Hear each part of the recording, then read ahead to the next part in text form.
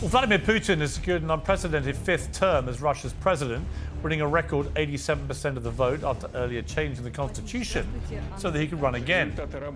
Russia's elections are neither free nor fair, but it's a thumping mandate for Putin's policies of conflict abroad and crackdown at home.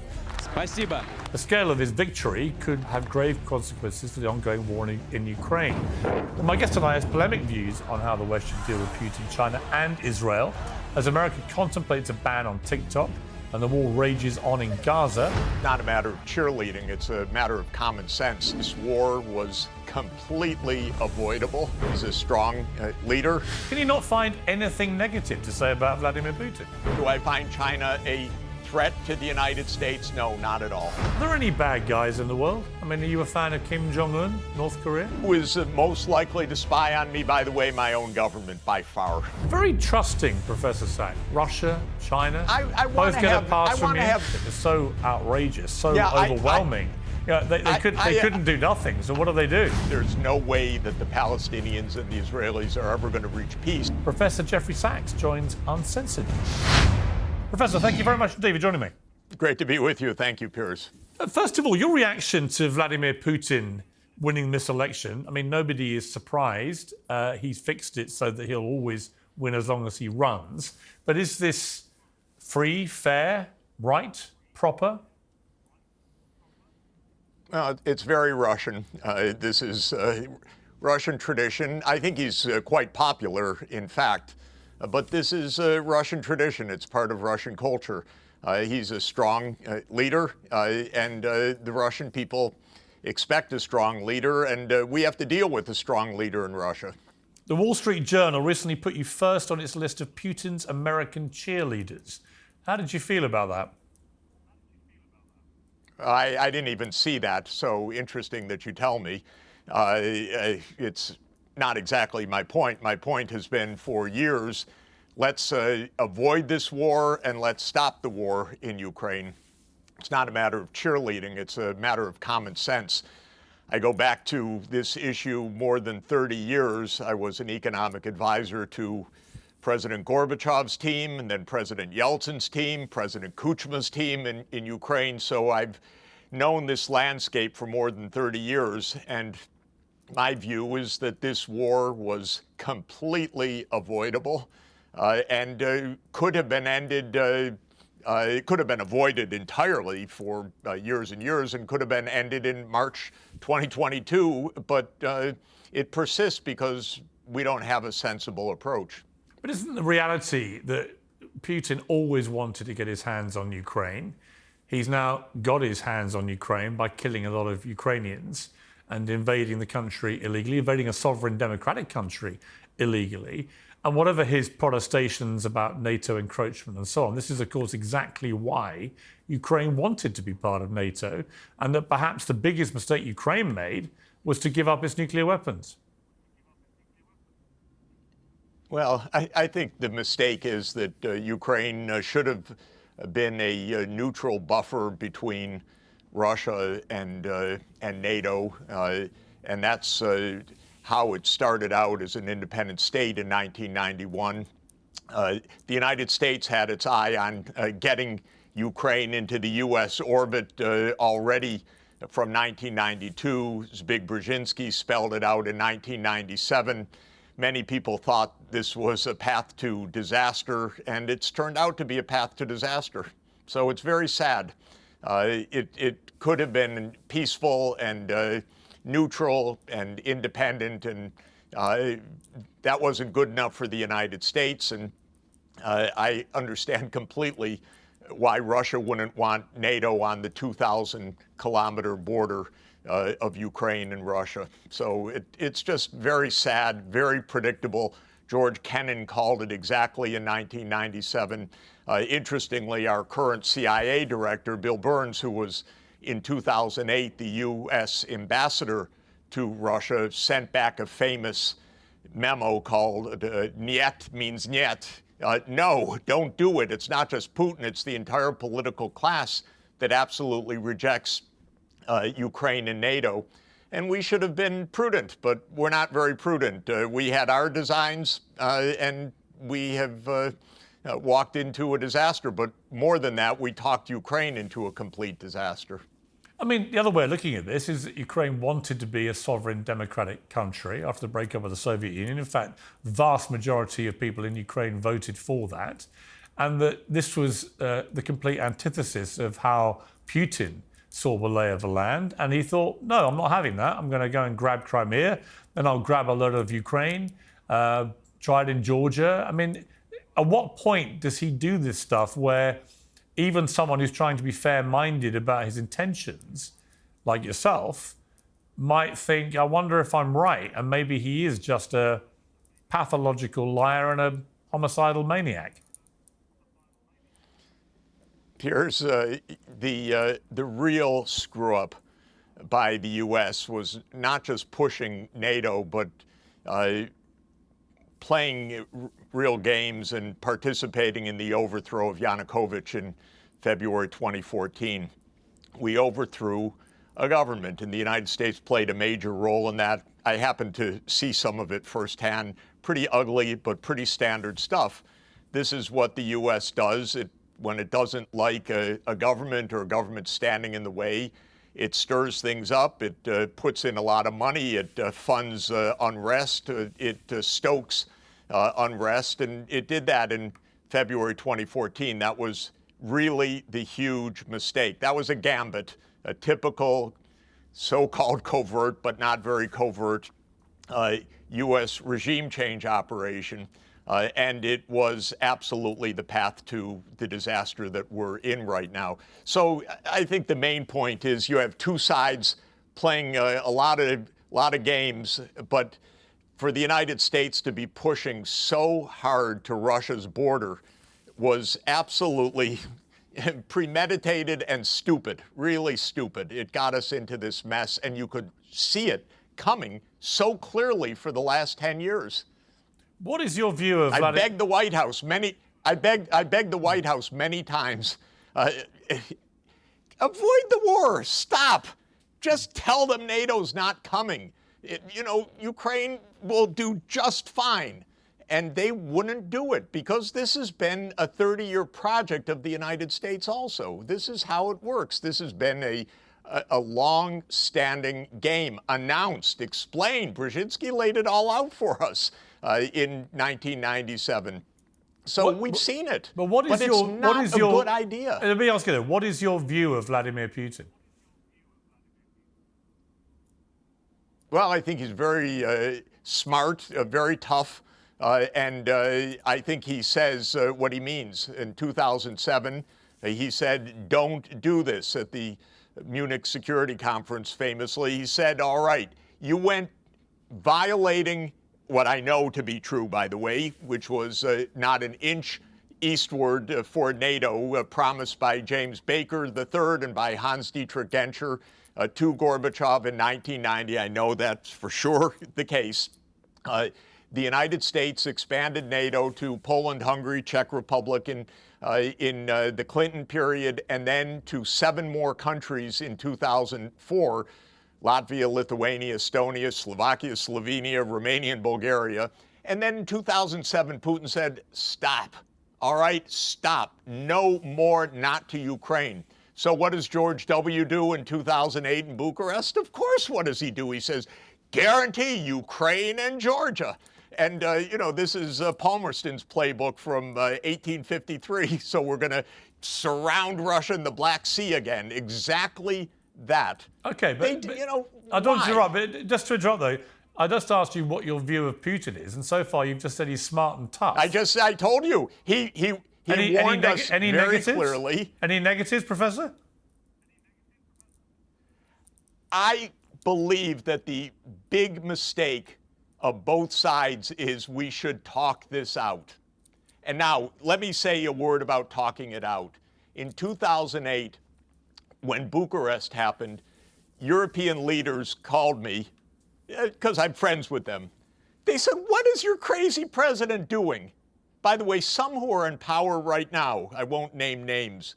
What is your president doing? Why is he destabilizing things? He promised he wasn't going to push Ukraine. That's what European leaders say in private. They don't say it in public. We avoided the negotiations. Then 2014 came.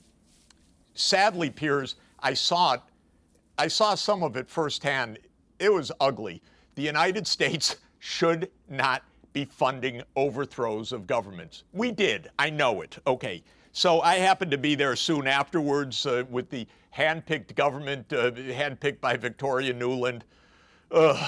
We didn't talk then. Then came the Minsk agreements. And then the United States said privately, even though the UN Security Council has backed both Minsk I and Minsk II, you don't have to do this. And so with Poroshenko, don't worry about it. Then we heard, of course, Chancellor Merkel say afterwards, yeah, we weren't taking it too seriously, even though Germany and France were the guarantors of that. Then on December 15th, 2021, Putin put it down in a draft U.S.-Russia security agreement.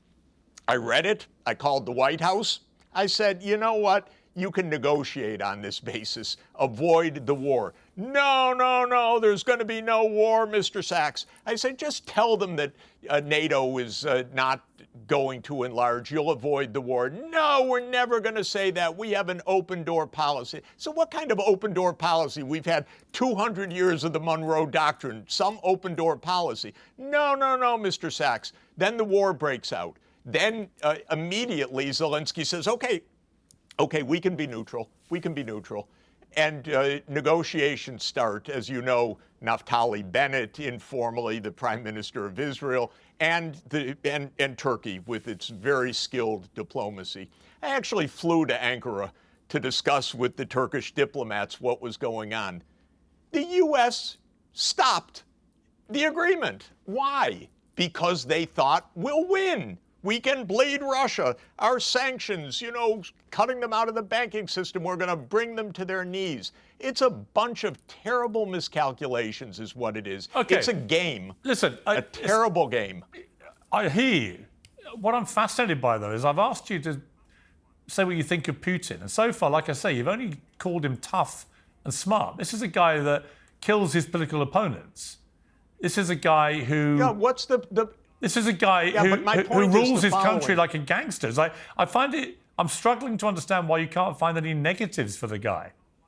He's a dictator. Because I'm trying to find peace, and you don't do it the way that Biden does. Biden said, okay, he's a thug. Biden says he's a crazy SOB.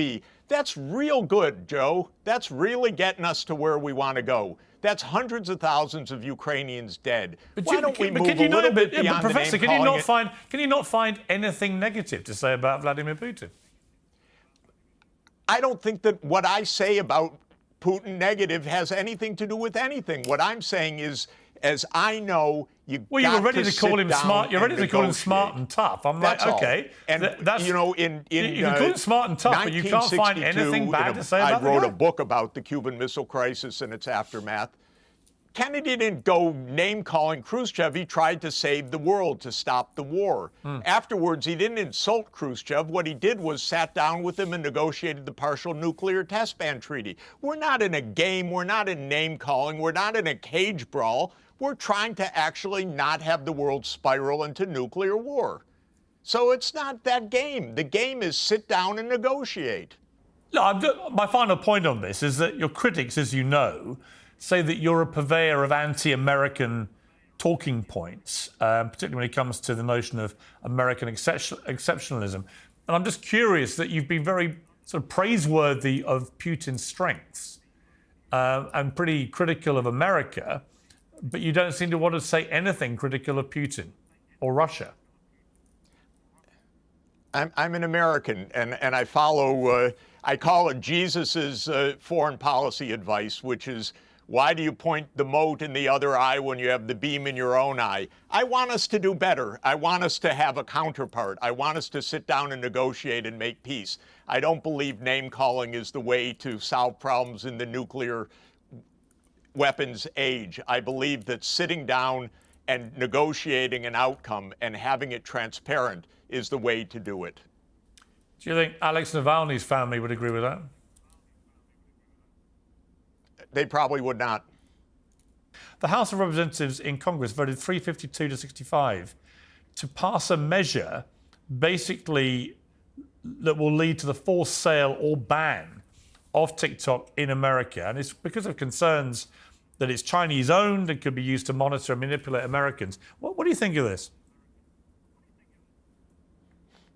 I think it's absurd. Why? I think we're in the middle of, because I think we're in the middle of a very typical American paranoid phase. This is a country that knows very little about, I mean, where the political class, let me say, knows very little about anything. I know a lot of these congressmen, they're not very intelligent. They don't know anything about China. Most of them have never been to China. And we are stirring up, again, a kind of hatred that has absolutely no basis, in my view. Who is most likely to spy on me? By the way, my own government, by far. Do you not see China as a national security threat to the United States? Not at all. Really? Not at all. Not at all. Not at all. You seem very. I think that this is China's... You seem very unbothered by these authoritarian regimes. Yeah, because I don't think China's about to invade the United States or do damage to us. You know, I have been going to China for 43 years now, and most of the time, several times a year, and I have studied and written about Chinese history, Chinese economic history. I have taught many Chinese students. I have been engaged in many research programs. Do I find China a threat to the United States? No, not at all. What if China invades Taiwan, as seems increasingly likely in the next 3 years?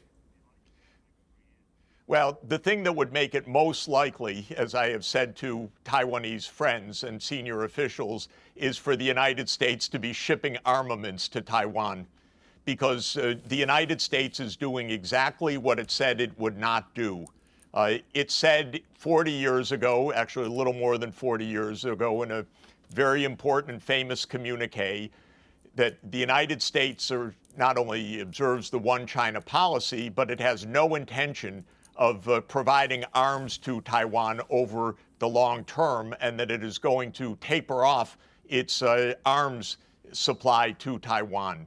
So in this sense, I think the United States, as usual, is stirring up things. Is it really smart, for example, for the Speaker of the House over the objection of Beijing to fly to Taiwan?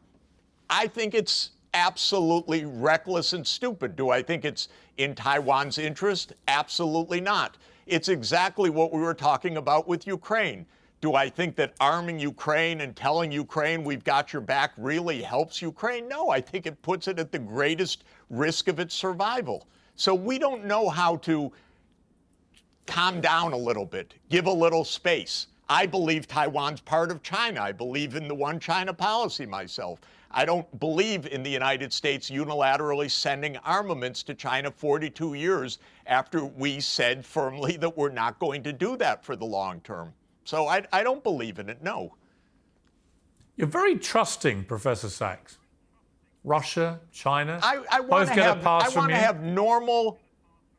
I want to have normal, mutually respectful relations with other countries. I actually happen to like Chinese civilization. I think that they've done a wonderful job of economic development over the last 40 years, the most successful for any large area in the whole world. I've seen a lot of it close up. And I want to have mutually respectful, calmer relations, not arms races, not AUKUS, not new nuclear-powered submarine bases in Australia and new military bases being announced in the Philippines, and, by the way, building huge new NATO bases in Romania. This isn't the way to peace. This is the way absolutely to spiraling violence and war. And I'm against it. I think you talk with others, you have diplomacy, you negotiate, you don't call them names, you sit down and you work out mutual security interests, which I absolutely believe in. Are there any bad guys in the world? I mean, are you a fan of Kim Jong-un, North Korea? I'm not a fan of these people. I want to have normal relations with them. That's another interesting case, by the way. We said in the late 1990s, we will take steps for building a relationship so that North Korea would not become a nuclear-armed nation. And then John Bolton came in 2002, said, that's all stupid. We don't have to do anything with these people, and so on. So where are we today? Of course, we're in a vastly more dangerous situation than we were 20 years ago, no thanks to any U.S. common sense. What would you have done with Hitler in 1939 when he invaded Poland? We did what we did, which was to fight him after every evil and perfidy. We actually appeased him. Well, we appeased him first. Neville Chamberlain thought he got a peace deal because he thought, you know, he was very sort of generous in his view of Hitler and his intentions. Yeah, I don't think that the generosity was right. I think the intention to negotiate was right, but then Hitler exposed himself for completely what he was. You know that quote about appeasing. You know about quote about appeasing crocodiles. Yeah, but by the way, it was not to make too much of a point of it, because Chamberlain was not very clever or astute to go back and declare peace in our time. But that's different from trying to negotiate, and the fact that Hitler absolutely violated every single word that he said is what made Churchill be able to be Churchill. So this is fine. You negotiate. If the negotiations fail, you do something different. This is clear. I'm not saying that everything gets solved by negotiations, but we're going out of our way every day to avoid negotiations. And we've been doing that for 15 years in the particular case of Ukraine. I know it because they never negotiate over this. They don't even negotiate. That's the whole point. No one to talk to. I want to talk to you before we finish. That's not true. No, I hear you. I want to talk to you before we finish about Israel and the war with Hamas. You know, I've said repeatedly in the last few months, it's a very difficult situation in the sense that Israel was subjected to an utterly horrific terror attack and obviously had to respond. You have a population where half of the population is children. Hamas clearly live amongst that civilian population.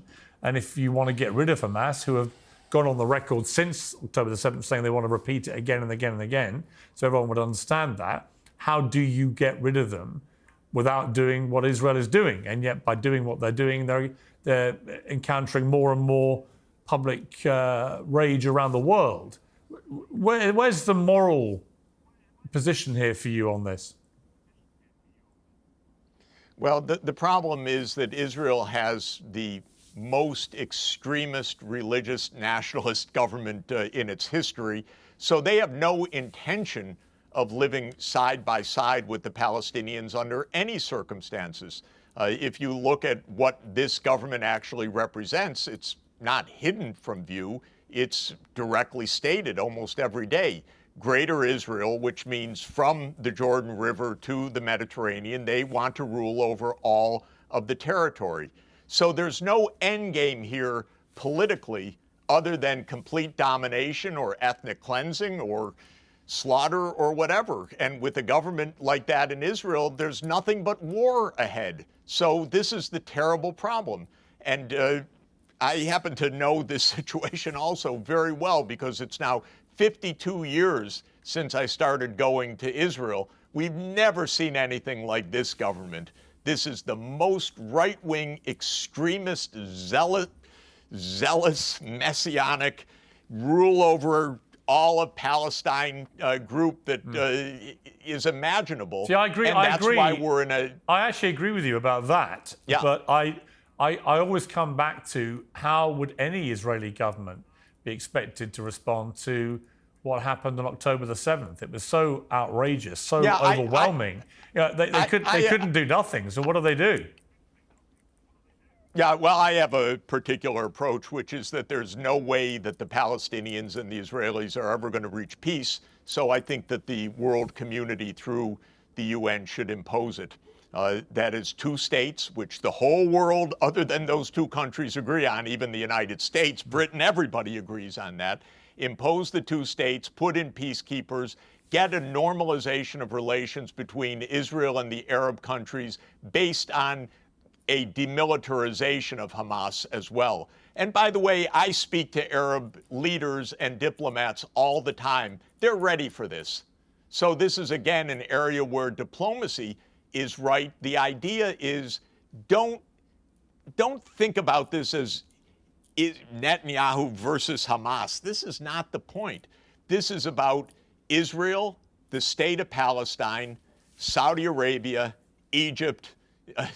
These are big players.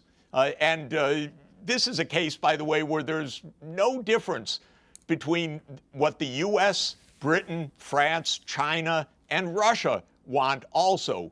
Two states, according to international law, mutual security for the two.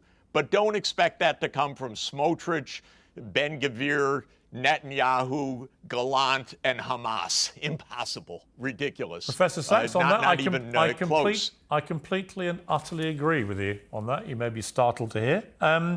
Just want to end by talking... I'm not startled at all. I've enjoyed that conversation. I just want to end with America because you've been very critical of your own country. Tell me some good things about your country. We're awfully confused right now, though it's a beautiful spring day here.